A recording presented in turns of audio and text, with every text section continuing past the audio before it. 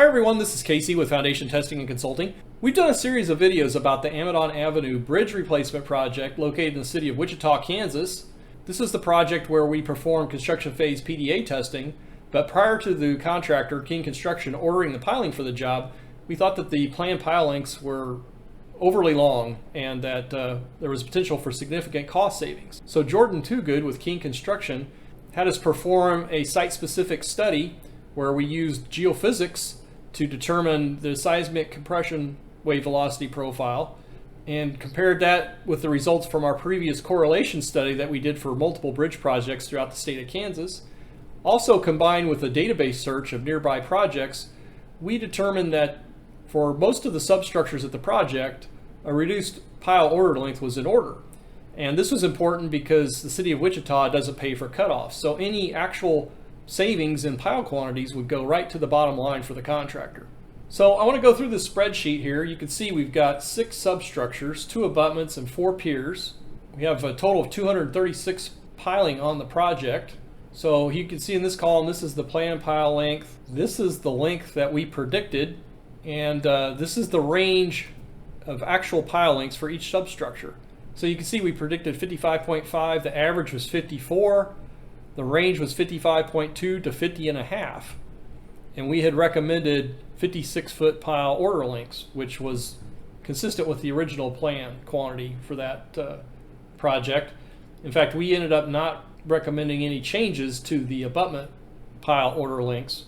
However, we did recommend changes to the lengths of pile for all of the piers. So let's go on down to pier number 1. Planned pile length was 47 feet. We predicted 32.5. The average was 32.9, and the range was 34.5 to approximately 31.5.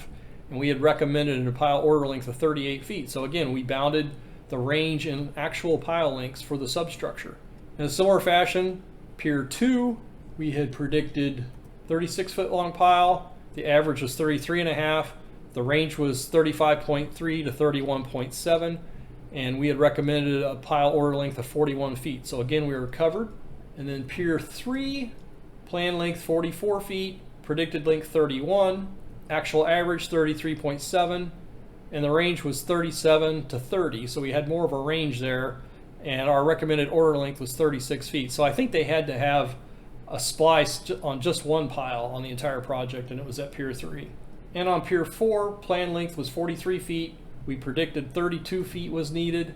The average was 32.6 feet. The range was 34.4 to 31, and we had recommended an order length of 37 feet. And again, we didn't recommend a change to the plan order length for abutment 2. That was 56 feet, but we had predicted 54.8. The actual average was 54.5. The range was 55.6 to 52.2.